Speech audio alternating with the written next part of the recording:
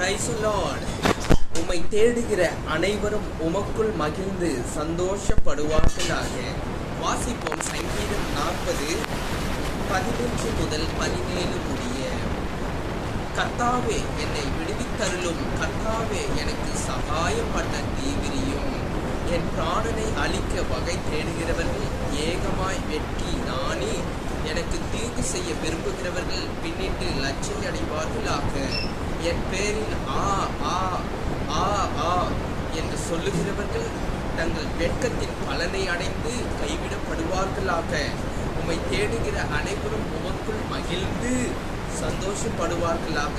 உம்முடைய ரட்சிப்பை விரும்புகிறவர்கள் கர்த்தருக்கு மகிமை உண்டாவதாக என்று எப்பொழுதும் சொல்வார்களாக.